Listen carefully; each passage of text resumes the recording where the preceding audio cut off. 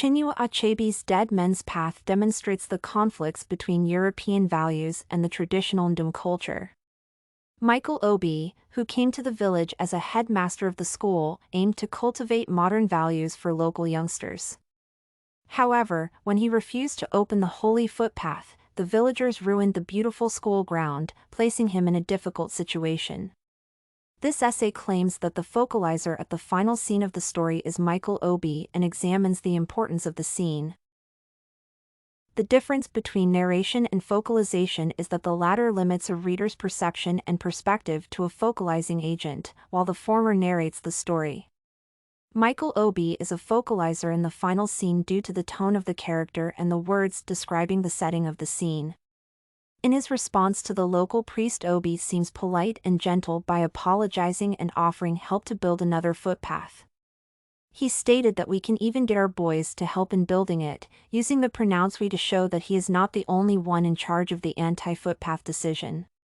Moreover, the headmaster is described as young to justify his action with a lack of experience in tackling cultural issues.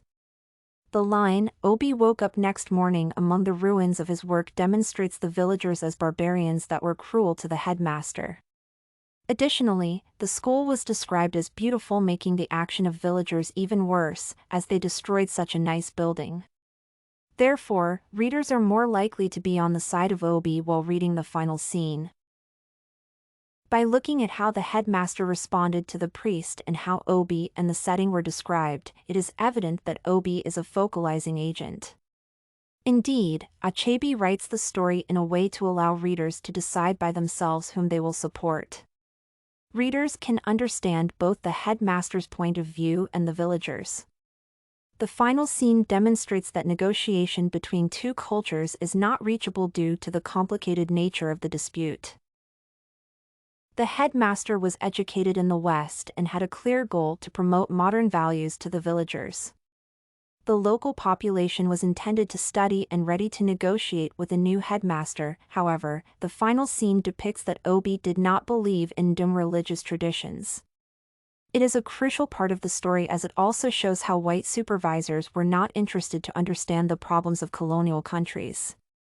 A white supervisor made the problem even worse by calling it as tribal war between the school and the villagers.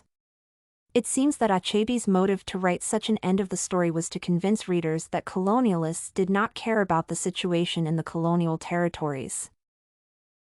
Michael Obi, in the final scene, was betrayed by the representative of the European values, which, ironically, Obi promoted and defended throughout the story.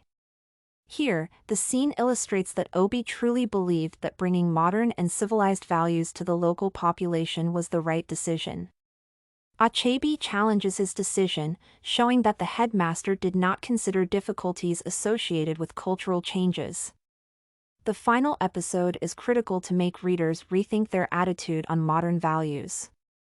It also questions the changes made by the colonial powers. Is the European or so-called modern thinking better than the traditional one? Moreover, the ethical issue of transforming cultural beliefs of the indigenous population to what is accepted as civilized is rising. While reading the final scene, it seems that entering an established culture of a community is detrimental for the one who came to make changes. However, the question of should the cultures remain as they are and not be altered emerges when finishing the story. As it can be seen, the final part is extremely significant as it brings questions and reconsideration of values for readers. It also shows the importance of cultural dialogue when interacting with a new culture.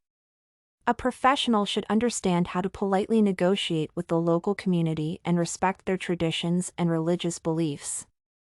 Achebe tries to illustrate how the crisis between cultures can affect both sides.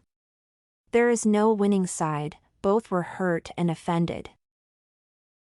To conclude, Dead Men's Path of Achebe illustrates the cultural dispute between European and traditional values. A focalizing agent at the final part of the story was Michael Obi, who attempted to prevent the holy footpath of Ndume culture. He is an agent due to his tone and words used to describe him and the setting. The final scene is critical to the whole story as it demonstrates the ethical issues associated with colonial education.